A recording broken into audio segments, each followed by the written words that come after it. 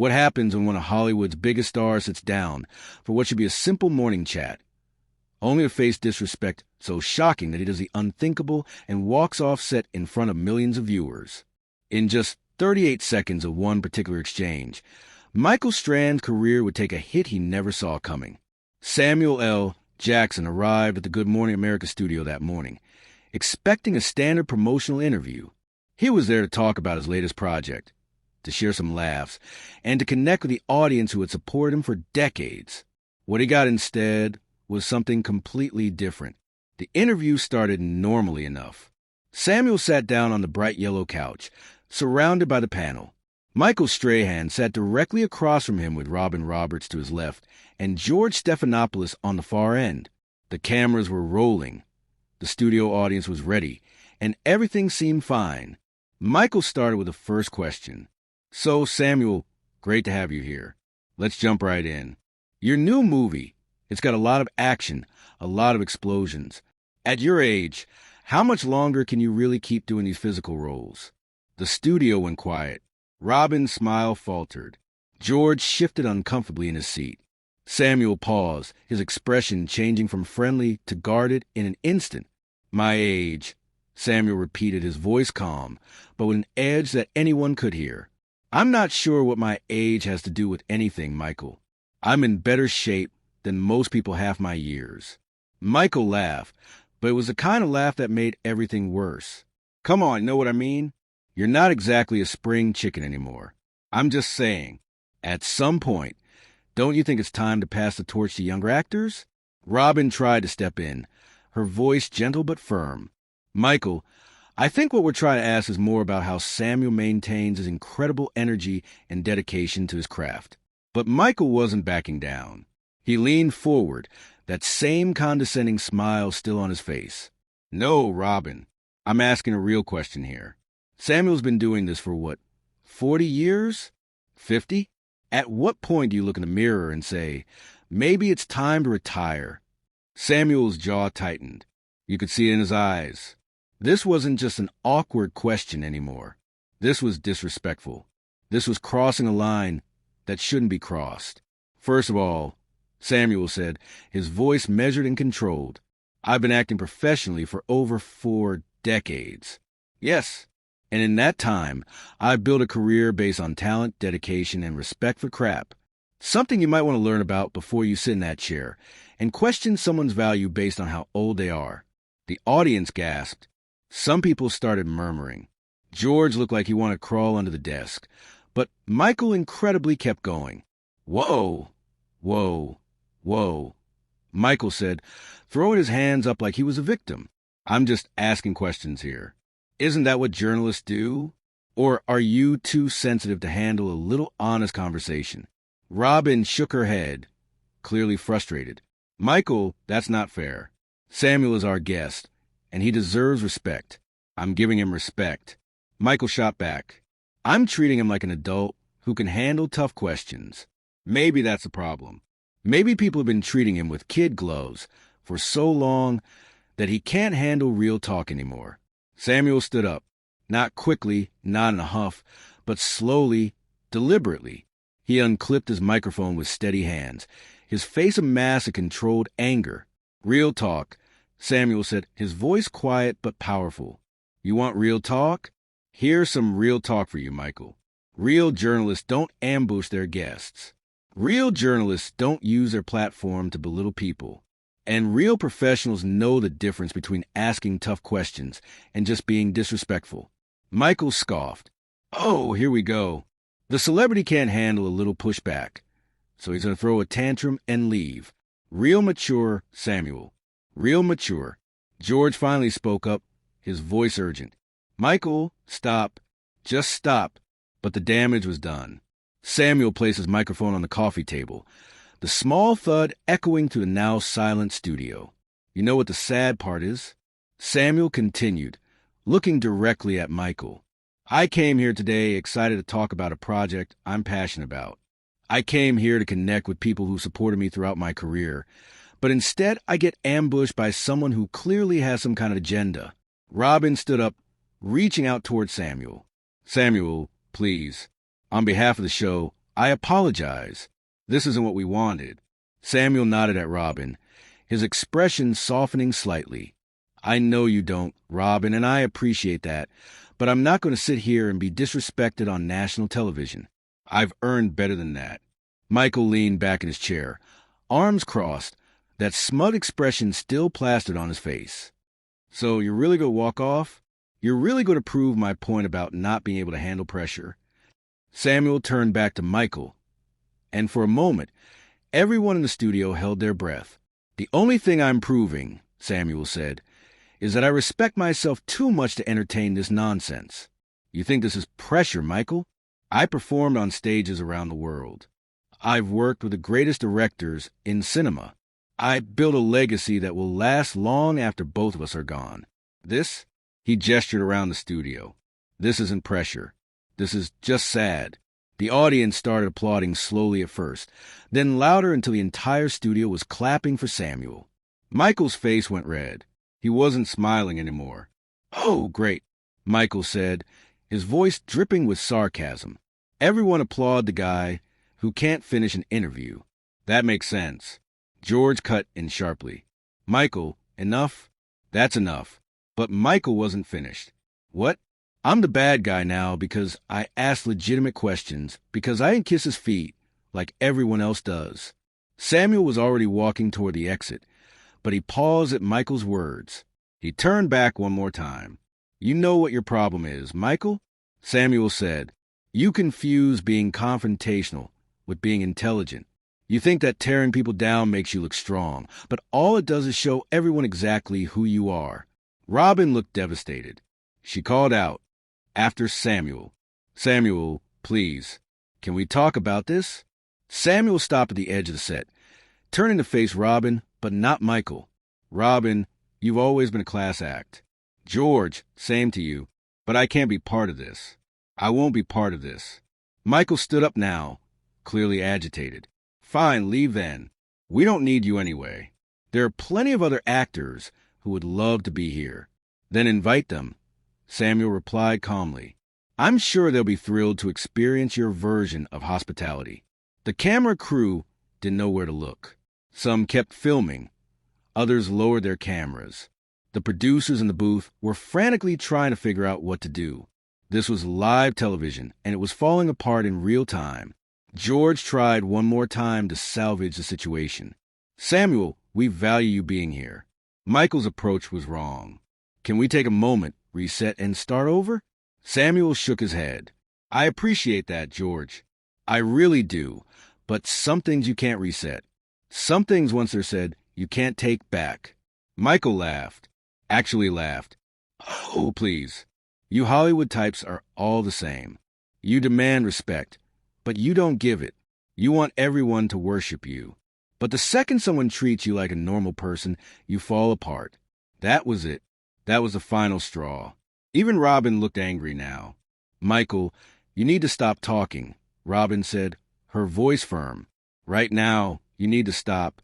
But Michael was on a roll, his ego apparently unable to let this go. Why should I stop? Because I'm telling the truth. Because I'm not playing a game. This is exactly what's wrong with celebrity culture. They can't handle honesty. Samuel had reached the exit, but Michael's words carried across the studio. Samuel didn't turn around this time. He just kept walking. That's right, walk away. Michael called after him. Show everyone that you can dish it out in your movies, but you can't take in real life. Robin stepped in front of Michael, actually physically blocked him from continuing. Stop. Just stop, Michael. You're making this worse. The audience had gone completely silent now. The applause had died down, and people were just watching in shock as one of the most awkward television moments in recent memory unfolded before them.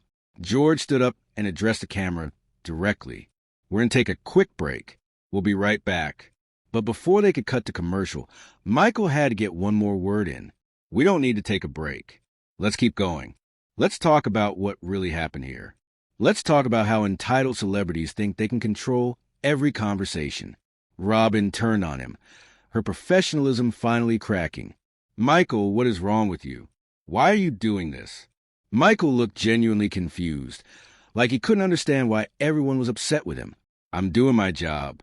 I'm asking questions. Isn't that what we're supposed to do? George shook his head.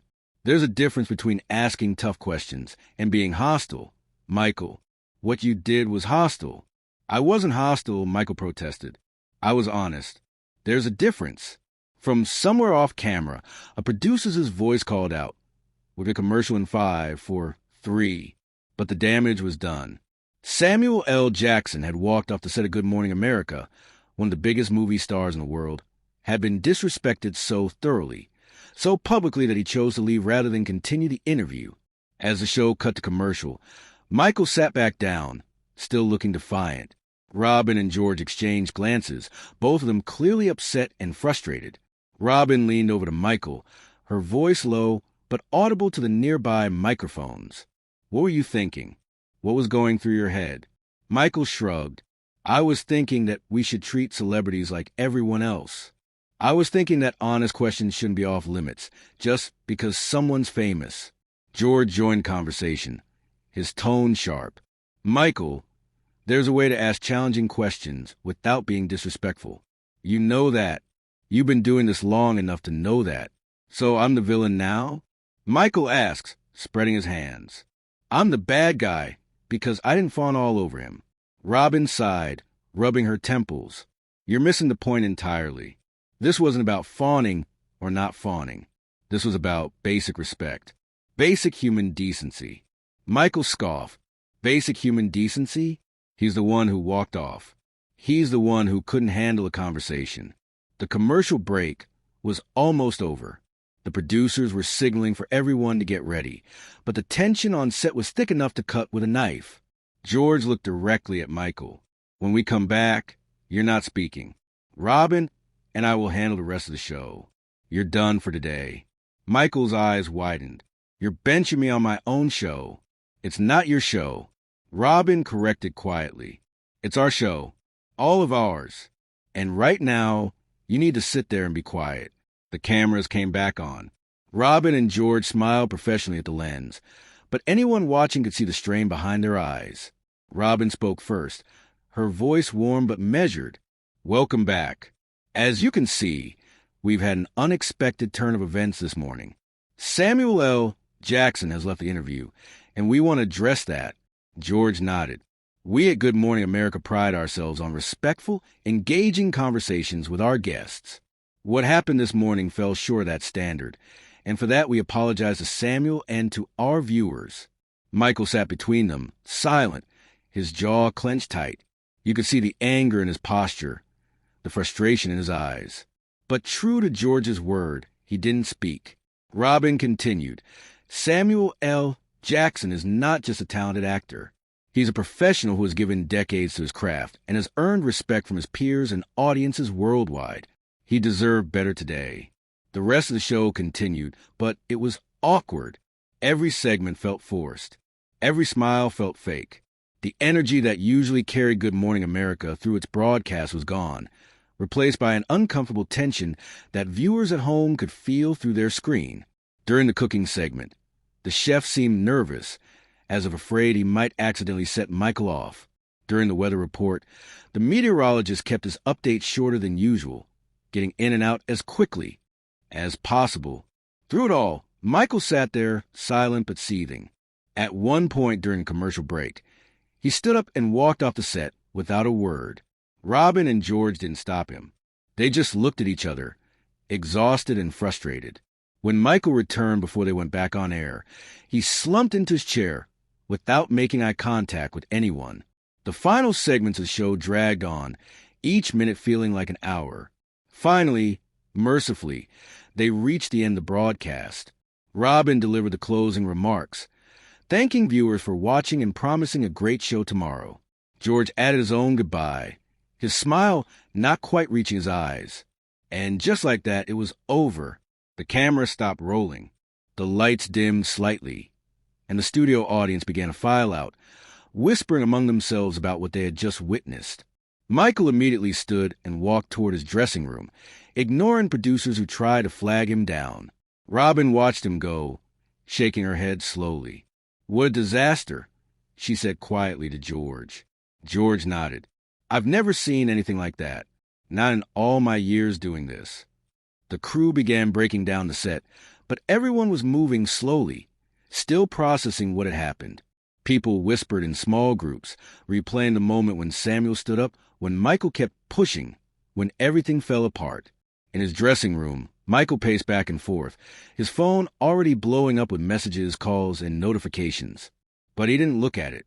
He just paced, muttering to himself about unfair treatment and oversensitivity. Meanwhile, Samuel L. Jackson had already left the building. He walked out the front door, got into his waiting car, and drove away without looking back. He didn't release a statement. He didn't tweet about it. He simply left, his dignity intact, his point made. The clip of the confrontation hit social media within minutes. People who had been watching live started sharing their reactions, their shock, their support for Samuel. The hashtag started trending immediately, with thousands of people weighing in on what they had just seen. Some defended Michael, saying he was just doing his job, asking tough questions that needed to be asked. But the vast majority sided with Samuel. They saw what everyone in that studio had seen: disrespect, entitlement, an ego that had gotten completely out of control. Back at the studio, emergency meetings were being called. Producers, executives, network representatives, all scrambling to figure out how to handle the fallout. This wasn't just an awkward interview. This was a public relations nightmare unfolding in real time. Robin sat in her dressing room, replaying the interview in her mind. She thought about all the times she could have stepped in more forcefully, all the moments when she could have shut Michael down before things got so bad. She felt responsible, even though she knew logically that Michael's behavior was his own choice. George was in a similar state, sitting at his desk with his head in his hands. He had worked too hard for too long to build a reputation of Good Morning America, and in the span of one interview, he had watched that reputation take a serious hit. The thing about live television is that you can't take anything back. Every word, every gesture, every moment of tension is captured and broadcast to millions of people.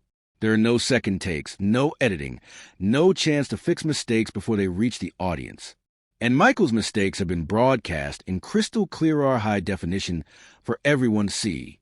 As the day wore on, more and more people weighed in. Fellow actors expressed support for Samuel. Industry professionals criticized Michael's approach. Media analysts dissected every second of the confrontation, breaking down where it went wrong and why. Some pointed out that Samuel had remained remarkably composed throughout the entire ordeal. Even as Michael became more aggressive, more confrontational, Samuel never raised his voice. He never resorted to insults. He simply stated his boundaries. And when those boundaries were not respected, he left. That, many argue, was the mark of true professionalism. Knowing when to walk away. Knowing that some battles aren't worth fighting, especially when the other person has no interest in having a real conversation.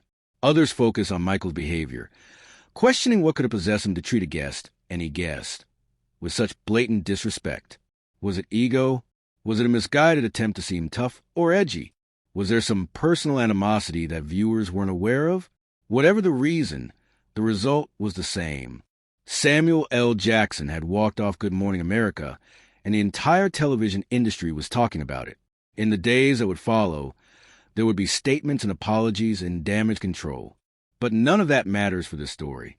What matters is what happened in that studio. In those few explosive minutes, when a simple interview turned into a confrontation that no one would forget.